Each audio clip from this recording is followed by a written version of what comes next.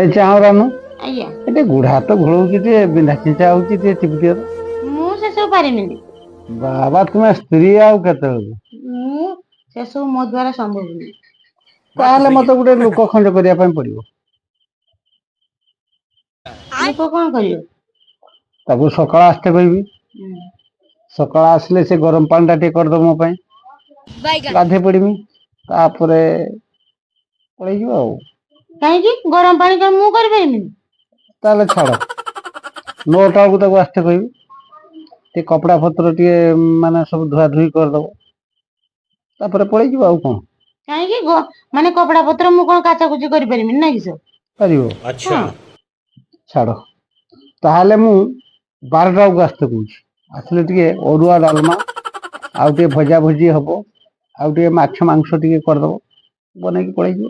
କାହିଁକି ମୁଁ କଣ ସେଟା ଜାଣିନି ନା କଣ? बात तो सही है।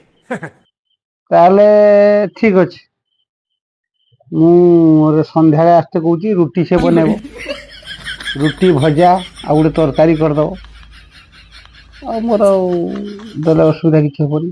ମୁଁ କଣ ରୁଟି ଭଜା ଜାଣିନି ନା କିସ? ସବୁ ତ କରିଦବ। ଠିକ ଅଛି ଛାଡ, ରାତି 10ଟା ବେଳେ ଆସିତେ କହୁଛି, ଟିକେ ଗୋଡ଼ ହାତ ମୋର ଟିପି ଦବ, ଆଉ ମାଲିସ ଟିକେ କରିଦବ, ଆଉ ବାକି ବାସନ ଫାସନ ଟିକେ ଧୋଇ ଧୁଆକି ପଳେଇଯିବ ଆଉ।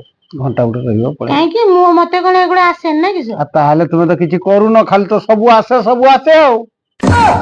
ତମେ ପଇସା ଟା ମତେ ଦଉନ କଣ ଆରେ ପାଇଁ? ବାପ, ପଇସା କି ଯୁଗ ମାଗଣାରେ ସବୁ ହେଲା, କାମ ହେଇଯିବ ଭାବିଛ। ସାଙ୍ଗମାନେ ଦେଖିଲେ କି ଯୁଗ ହେଲା, ସ୍ତ୍ରୀ ମଧ୍ୟ ପଇସା ଚାହୁଁଛି।